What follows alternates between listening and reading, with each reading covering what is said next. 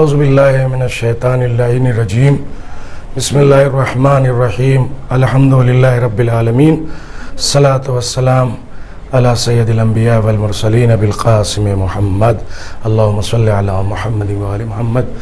وآل بیتہ الطیبین الطاہرین المعصومین اما بعد. گرامی قدر مومنین، خداوند عالم آج کے اہم دن کی عبادت اور اطاعت کو اپنی بارگاہ میں قبول فرمائے. آج کا دن عرفے کا دن ہے اور امام حسین علیہ الصلوۃ والسلام نے اس دن کی عظمت کو اور زیادہ اجاگر کر دیا، کیونکہ آج کے دن آپ کی ایک عظیم الشان دعا جو توحید کا خزانہ اور آل محمد علیہ الصلوۃ والسلام کی دعاؤں میں ایک عظیم دعا عرفہ کے نام سے ہے، جو 9 ذی الحجہ کو میدان عرفات میں امام حسین علیہ الصلوۃ والسلام نے قرات کی تھی. طریقہ دعا کا یہ ہے کہ عصر کے بعد امام حسین علیہ الصلوۃ والسلام اپنے خیمے سے اپنے فرزندوں کو اور اپنے بادشیوں کو لے کر نکلے اور آپ نے عرفات کے میدان میں پہاڑی کی طرف جا کر ایک ایسی دعا عظیم الشان قرات فرمائی جس میں تمام توحید کے عظیم ترین سلیقے اور معرفت کے بیش بہا خزانے جس کے اندر بیان کیے گئے ہیں. بے حد ثواب ہے. تو میں سب سے پہلے یہ کہوں کہ اس کا طریقہ روز عرفہ کو امام حسین علیہ الصلوۃ والسلام یا احادیث میں جو بیان کیا گیا اس طریقے سے انجام دینے کا طریقہ یہ ہے کہ تمام فقہا کی کتاب میں ہے کہ عرفہ کے دن عرفہ کے نام سے غسل کرنا مستحب ہے. بڑا ثواب ہے، بڑی فضیلت ہے، گناہوں کی بخشش کا ذریعہ ہے. تو غسل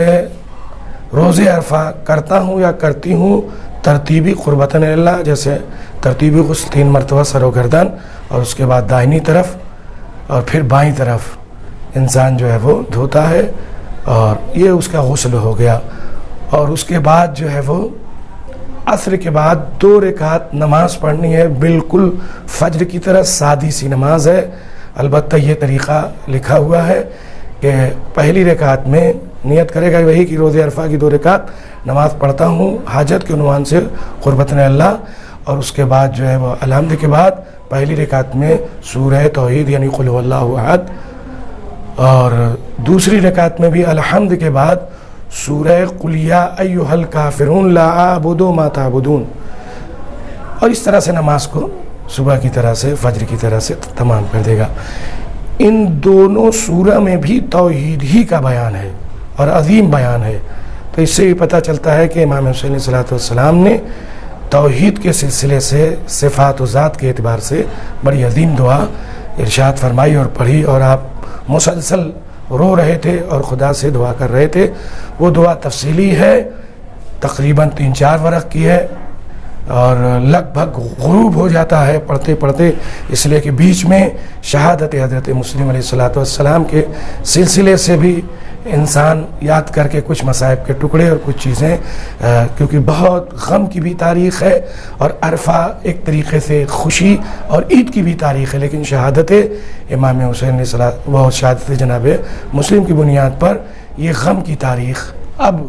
تمام مولا کے چاہنے والوں میں منائی جاتی ہے اور سوگواری کا دن کے عنوان سے یہ قرار پاتی ہے، کیونکہ سفیر حسینی امام حسین علیہ الصلوۃ والسلام نے جنہیں کوفہ بھیجا تھا ان کو آج کے دن بڑی بے بسی کے ساتھ شہید کیا گیا. بہرحال اس ویڈیو میں مجھے بتانا صرف اتنا ہے کہ 2 رکعت نماز پڑھیں اور اس کے بعد تفصیلی دعا مفاتیح الجنان یا نیٹ وغیرہ سے نکال کے دعا عرفہ کے نام سے ہندی، انگریزی اور اردو، عربی سب میں جو ہے وہ مل جائے گی. یعنی اردو کا مقصد یہ ہے کہ اس دعا کا ترجمہ مل جائے گا. تو انشاءاللہ یہ پڑھنے سے اور خدا کی بارگاہ میں بے پناہ دعا کرے، گڑ گڑائے، اور یہاں تک کہ غروب تک جہاں پہ بھی دعا پڑھا، چاہے مسجد میں چاہے امام باڑے میں،